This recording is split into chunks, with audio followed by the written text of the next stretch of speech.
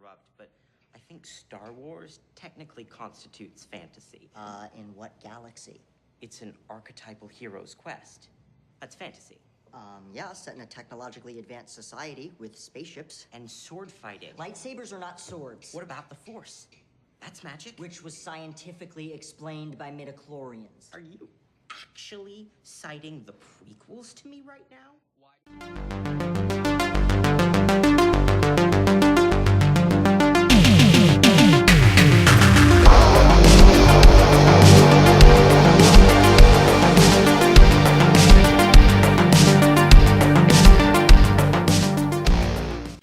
A John Hughes-style comedy for the nerd girl millennial generation. We are talking about the movie The Outcasts, also known as The Outskirts. This one's directed by Peter Hutchins, and I would say the easiest way to describe this movie is a female-centric version of the movie Revenge of the Nerds, which was kind of an 80s nerd flick, if you like. It also borrows heavily from a lot of these kind of other sort of teeny,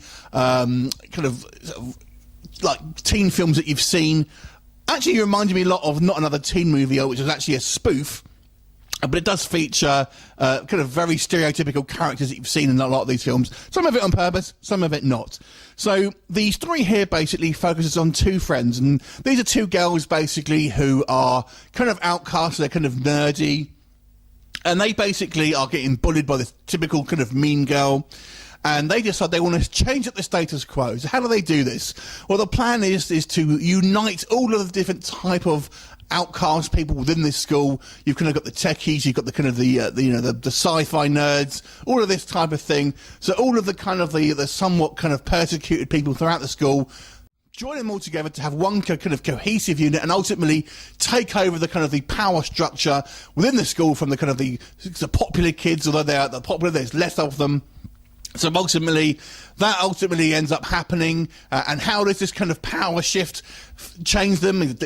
Are they happy? Did they actually become the thing they hate the most? You'll have to watch the movie to find out. So let's talk about The Outcasts.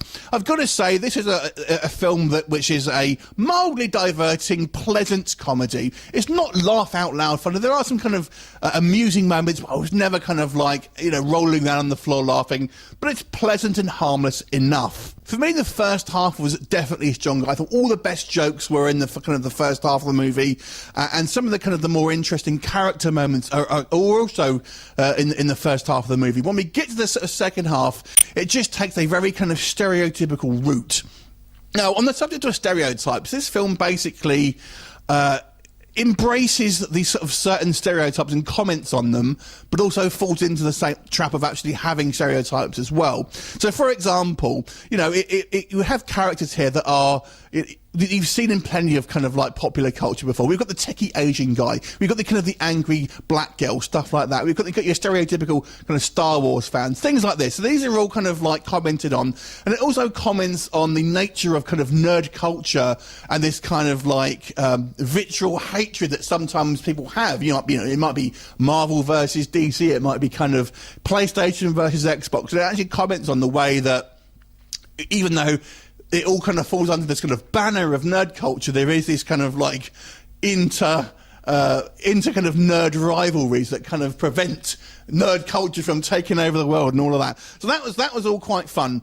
But on the other hand, I feel it kind of, in a story-wise, it does fall into the typical kind of like cliches that we've seen from a lot of these teen movies. You have this, it follows this very, very similar plot structure. We have this kind of this big high, this kind of great idea that changes everything. Then there's obviously this kind of like negative consequences, and it all kind of falls down. Then the kind of the retribution at the end. I mean, it's the typical kind of like rom-com plot that you've seen. All of that kind of thing. You've got, two unlikely people meet, they have this great adventure, then ultimately there's this problem, they fall apart, and then ultimately reconcile at the end. It's pretty much every rom-com plot you've ever seen, but in a kind of not really a romantic film, if that makes sense. There is a kind of a romantic element in this, with a couple of characters. And again, that just kind of falls into some stereotypes here. And one of the things that made me laugh, if you've seen Not Another Teen Movie, they have this thing where like the ugly, pretty girl, you know, she's just wearing the glasses and stuff. And they do that in this film. I don't think it's meant to be ironic. I think it's just meant to be, she's a nerd because she wears glasses when she's clearly quite pretty on the, you know, and all that. But it's not for the irony. So, you know, it's fun listening to these kind of nerdy jokes. I was a bit confused initially about the time frame, because initially it seems to take place in the 90s. They kind of mentioned watching X-Files and stuff, and the computer she's working on looks a little bit old, things like that. But then they're talking about Instagram, and there's kind of webcams and stuff like that, and they go, hang on, well, I was a bit confused about that. But it also, the tone as well is a little bit uneven for this film. It kind of, the second half definitely goes into more of a sort of dramatic sort of style, and ultimately becomes less interesting. And I think the characters seem, at that point, quite cliche and kind of do cliche things, whilst the first half of the movie, they were actually commenting and exploring these stereotypical things, but then it falls victim to its own trap. Overall, I've got to say, it is a pleasant film. It's kind of certainly a non-offensive film, and it has some funny moments in it. If you are a nerd girl, I think you'd love this film. I think anyone really from nerd culture is probably worth giving this a watch. It is fun, and it is fun to have these watch these kind of sometimes these little interactions that people have, and you know, it's a great wish fulfillment movie if you have ever been bullied or persecuted at school and stuff like that. But ultimately, I found it kind of buckled under its own weight to certain degrees and fell victim to its some of the things that it was trying to comment on at the same time. But it was a fun film, pleasant experience. I'll give it a 6.5 out of 10. Have you seen it? What did you think of it? Leave me a comment and I'll look forward to seeing you next time. Bye for now.